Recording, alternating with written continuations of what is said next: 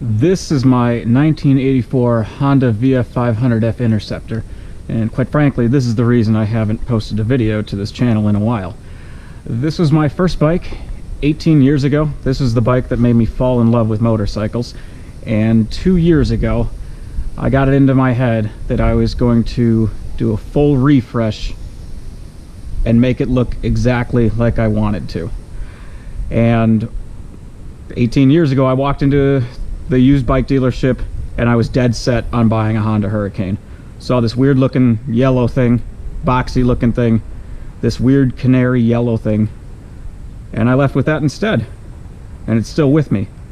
So if you've seen this channel before, you've probably seen this bike before, and it looked a little bit different. I had the frame blasted and powder coated. I've done a fair bit of stuff with the engine, and the big thing is I worked with a company, AFE Graphics, to come up with a color scheme that I wanted. So I went to their website, and they make stock reproduction decal kits, and I read their About Us and everything, and their About Us is very clear that their mission is to bring bikes back to stock. So I photoshopped up a mock-up of what I wanted it to look like, and I started an email off with, guys, I know this isn't what you do, but would you consider working with me on this?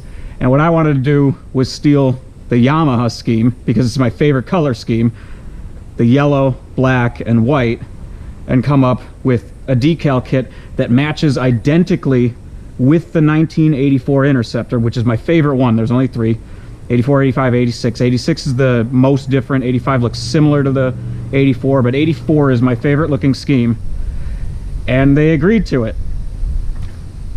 I have so much respect. I've gained so much respect for people that actually know how to do this and do it well, because this has literally taken me about 2 years to get to this point, and I finally got to ride this thing for the first time in like 2 years, and it just kind of made the whole thing worth it, even though there's still quite a bit that I have to go and resolve. But this bike rides so much differently than when I had bought it back in 2007.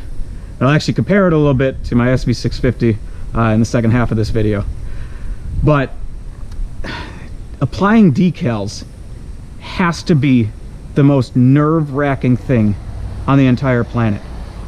It is so easy to screw them up, and they cost so damn much. So I did a ton of practice runs on this. I bought a big roll of the Cricut or Cricut, however you say it, the vinyl plastic rolls, and I just kept cutting them out and trying to learn how to apply them. If you see the fucking number plate on my SV650, you'll see exactly how bad I am at applying decals, but I was able to get these on. So I sprayed this, well, okay, so the wheels were powder coated in RAL 1023, blasted and then powder coated. I dropped those off. The frame had to be repaired first. So an interesting thing about these 84 and 85 Interceptors, they actually fixed this in 86, is that in colder climates, there's a way for water to get into the frame here, and it ends up pooling here, and it ends up swelling this out when it freezes, and it explodes it. And mine was actually broken here, so I had to have a coworker fix that for me. Somebody that actually knows how to weld, a real man, not myself. He actually fixed that for me. So I fixed the freeze issue, had the frame blasted and powder coated black, so it's a gloss black on there, and then I got to work on trying to find a color for the yellow. And I but I just bought $130 worth of paint from a company, tried spraying them out, and they sprayed like absolute dog shit. So I had the rear sprocket carrier at work because I was going to bring it to Sherwin-Williams to see if we could get it color matched, and I work with people that know paint pretty well. He's looking at it like, that looks just like one of our customers' yellows. So we went in the back, found one of their spray can yellows, and it looked damn close. So it's an RAL 1021, which is why the fender and all the fairings look a slightly higher shade of yellow than the wheels, but I don't think most people are going to notice it. So anyway, sprayed all of those things yellow. Yellow takes forever to cover with. Then I ended up cutting a whole bunch of blank, or not blank, but throwaway decals so that I could do the black on the tank and whatnot. All right, that came out all right. Then I applied all of the decals. This one is especially difficult, and if you see, it's probably the one I'm least proud of on how this lined up, but I mean, it's not the worst. The one I was most worried about was this one here on the tank. This is actually two pieces. From the factory, it must have been a single piece because I've seen a couple other Interceptors, but this piece here is actually two pieces, so trying to get these to match up and line up was really difficult. So obviously you can see it pretty easily if you get close to it, but if you start walking away, it's not too bad. I couldn't ask for me being able to do much better. Now if you see all the orange peel on here, it's because I was afraid to start doing the sanding, cutting, and buffing. I did it on the two side pieces and the fender, and the fender looks great. If everything was yellow, I would just go ahead and do it. I don't feel confident in myself enough yet to actually go and do it and make it look like a good job. And winter here is really long, so I mean the clear coat's already on it. I'm just gonna wait till winter to do it.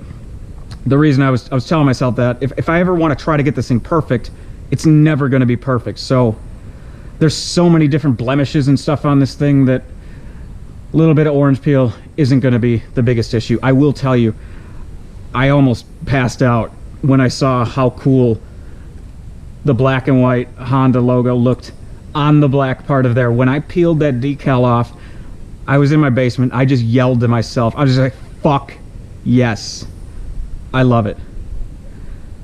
So that's what I've been working on. Let me bring it inside and I'll talk a little bit more about riding it. So this is a comparison of what the color was before I got to painting it to what it is now. So this is a Telefix lower, which I believe is German made, and there was an American importer, Spec 2. And the reason I didn't paint this thing is sort of twofold. One, the brackets are essentially unobtainium. They don't exist. I've talked with the owner of Spec 2. He doesn't have any more, so I'm going to have to make my own brackets for it. And two, I've got it in my head that someday I think it'd be fun to race this thing.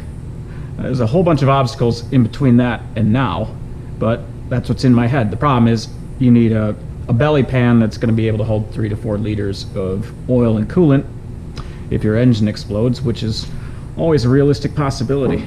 So I did end up getting to ride this thing.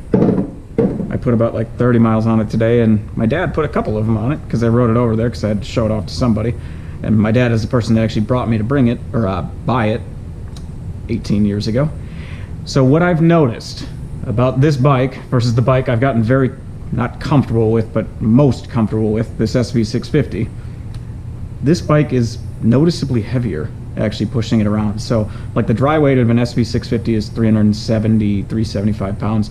The dry weight of this thing is like 410, and then you get a fuel load in this thing, and it feels heavier to push around. The other thing is this bike has about 50 to 52 horsepower, whereas that bike has about 65 to maybe 70, probably closer to 65.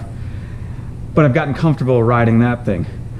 This got, when I was riding it around, I was like, I remember it being faster. It's not a terribly fast bike, but the soundtrack of it is so good. It's the smoothest damn thing. The transmission is smooth as hell. This one obviously isn't because I got an issue with it. What I've learned is that I've gotten extremely preferential about where I want my levers, and these are non-adjustable. And I hate where these are. They're way too far out for me. I'm gonna take this to a track day on Labor Day. I'm actually a little bit worried about it because I'm kind of afraid I'm going to be in people's way. I don't want to be afraid about going out there and putting it on the ground because, you know what, that's a risk we all take. Like, I don't want to pussyfoot it around there, and if it goes down, I'll just fix it. I mean, this bike dies with me, so if I go over, I'll fix it. Got no issue with that. But I don't want to pussyfoot it around.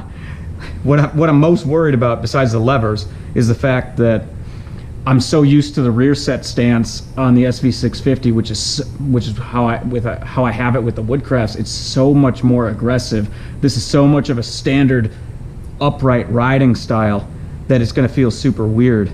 The front ends I have feeling extremely similar. So I put .85 springs inside of it with Race Tech gold valve emulators, and I've got a YSS shock in the back. This thing was, so I'd always had a blown shock. I never knew any different because I didn't know any better. So I'd always had a blown shock, and I always had a big noodly feel in the front before.